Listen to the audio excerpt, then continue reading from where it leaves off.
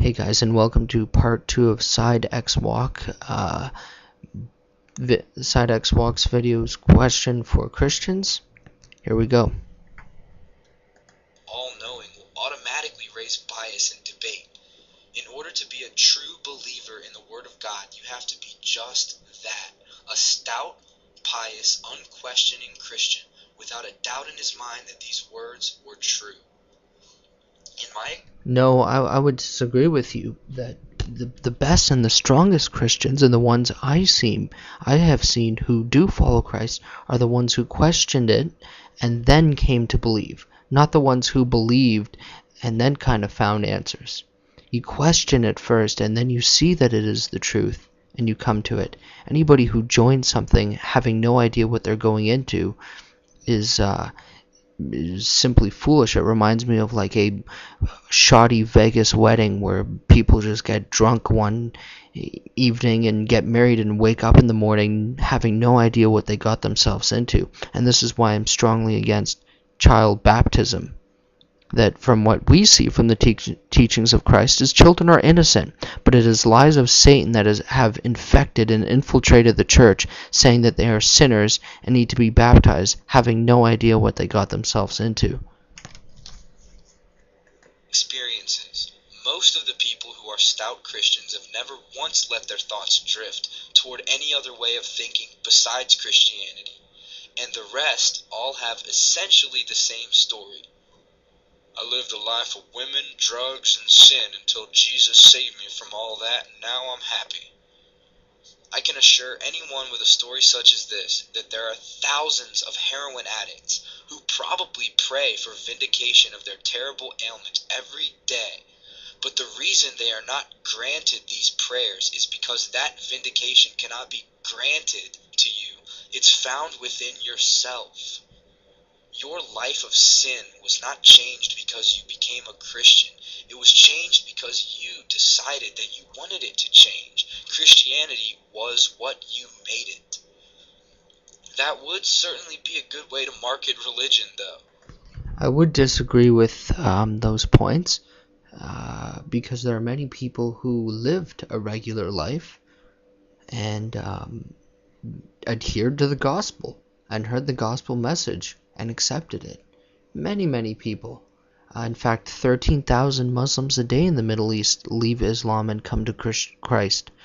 And so I would disagree. And like I said in the story of the prodigal son, we have one child who leaves we'll say God. That's the best understanding of this story, is the child leaves God and then one stays with him. But the problem is they're both the same. They were trying to measure God's love in financial circumstances, and even the one that was with him the whole time missed the point. And that's a problem with, there's good and bad things about people who have religious upbringing all their lives and follow it. But of course there's bad things with that too. And people that join later really want to follow it. The people before are just sort of a part of it. Do you hate your life? Be a Christian and you won't.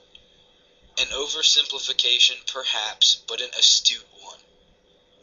Peace and happiness are found internally, and while your giving up a nasty life is certainly amazing, attributing it to anything other than your own personal willpower is just not right. Then there are all the direct paradoxes and negations. For example, the phrase, God is omnipotent, God is everywhere. Okay, let me put it to you this way. If something is everywhere, technically it's nowhere. In other words, if everything was one, there would be no everything. It would just be that one thing.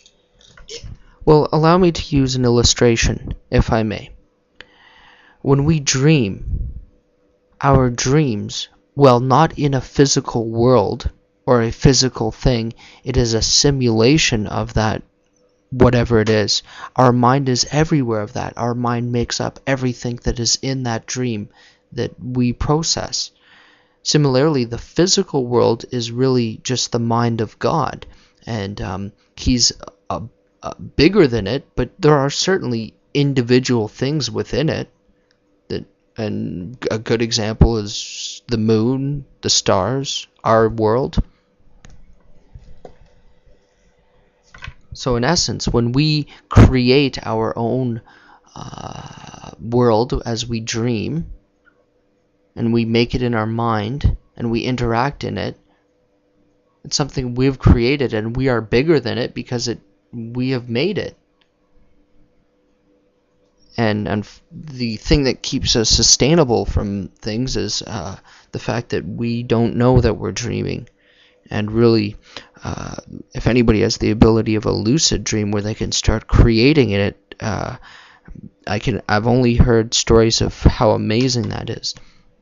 So likewise, with God's ability, we are just the creation of His mind, and He exists outside of it, but within it. And there are certain aspects where you experience His Spirit greater when you draw nearer to Him. See, we're in God's world, but we have been disconnected because of our own sin. If something is everywhere, how can you differentiate that something from anything else? It's a situation of black and white. White being absence of color, black being a result of every color. One may see black as the absence of white, and they may see white as the filled-in version. Is there really a difference? They may be opposites, but they're a lot alike. All in all, I don't bash any religion in and of itself. I just want to try to come to understand where people are coming from. I choose to never believe something unless I understand it, and I will never accept something if I don't get it.